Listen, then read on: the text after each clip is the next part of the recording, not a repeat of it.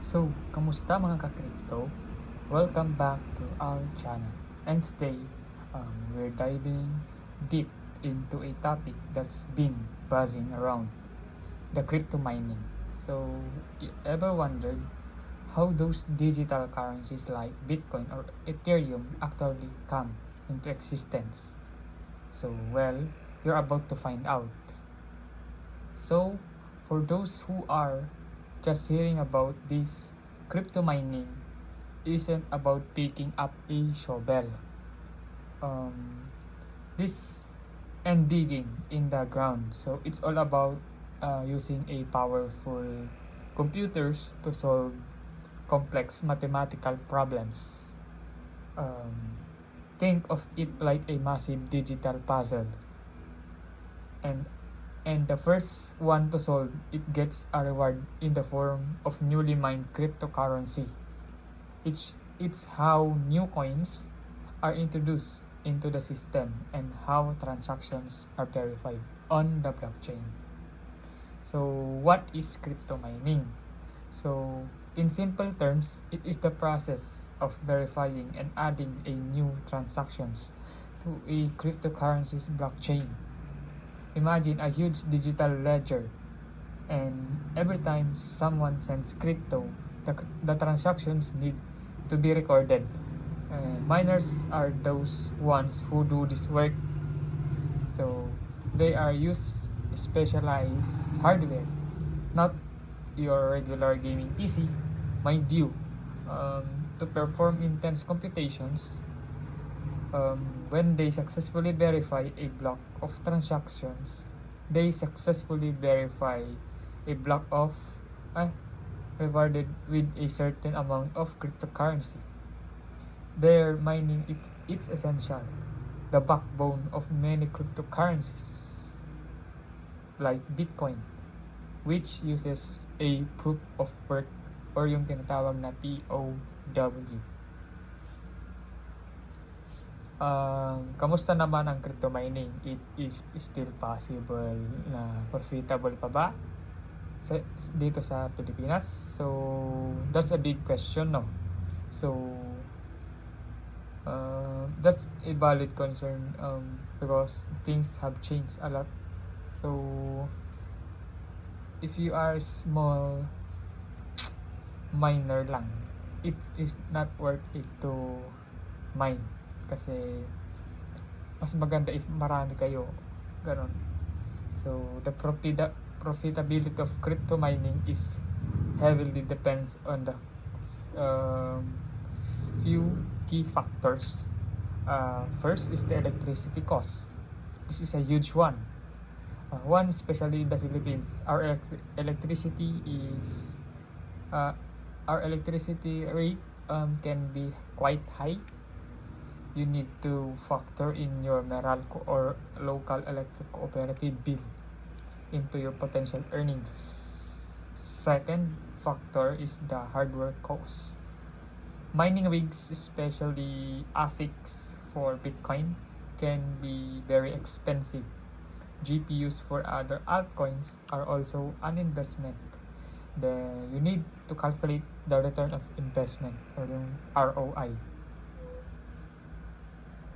Also, isa rin yung factor is yung ating cryptocurrency price. The value of the cryptocurrency you're mining fluctuates. If the price drop significantly, your profits can disappear quickly. So, mining difficulty din, isa din yun. As more miners join the network, the difficulty of solving puzzles increases, meaning it takes more power and time to earn reward. And halvings event for Bitcoin, there are halving events. The most recent was noong April 2024, ganun, where the reward for mining a block is cut in half. This reduces the supply of the new Bitcoin, but also directly impacts the miners' profitability. So while it's not as easy as it used to be just plug in and earn big, mining can still be profitable for some, particularly those with access to very low electricity costs, or who are mining specific altcoins with less competition. Cloud mining has also emerged as an alternative where you basically rent mining power from a data center. So, what you need to know about yung crypto mining. So, mag-research tayo. Don't jump in blindly. Understand the different cryptocurrencies, their mining algorithms, yung proof of work, yung proof of stake, etc. and their current profitability. So also choose your hardware wisely. So are you going for ASIC miners for Bitcoins or GPUs for altcoins? Each has its pros and cons in terms of cost, power consumption, and the versatility. Next is the cooling and noise. So mining rigs generate a lot of heat and can be noisy. You need a well-ventilated space to prevent overheating and potential damage to your equipment. Mining pool. So ito yung maganda. Joining a mining pool is highly recommended, especially for beginners. So it combines your computing power with other miners, increasing your chances of solving a block and earning a more consistent, albeit smaller, share of the rewards. Also, yung wallets and exchanges. You'll need a secure cryptocurrency wallet to store your mined coins. An example na exchange to convert them into the Philippines if you plan to cash out. Legalities and taxes dito sa Pilipinas. This is crucial, no? In the Philippines, cryptocurrency is legal but not recognized as legal tender by the Bangko Sentral ng Pilipinas. However, earnings from cryptocurrencies transactions, including the mining, are subject to taxes. You'll need to report your income to the BIR. Consult a tax professional for proper guidance on this.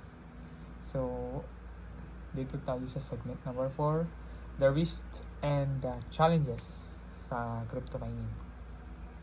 Yes, it's not all sunshine and digital gold. Crypto mining comes with a significant risk. First is the volatility of crypto prices. The market can be extremely volatile. What's profitable today might not be tomorrow. Next, kapag nag-failure yung ginagamit mong hardware. Mining hardware is pushed to its limits and can fail, leading to costly repair or replacement. Third one is the electricity costs. A sudden spike in electricity rates can wipe out of your profit. Now, from the fourth is the regulatory changes. The landscape of crypto regulation can change, potentially impacting mining activities. So, last is yung scam. Yung scam na tinatawag. Be wary of fraudulent cloud mining services or investment schemes promising unrealistic returns. Do your due diligence. No, so crypto mining can be fascinating journey into the world of blockchain technology.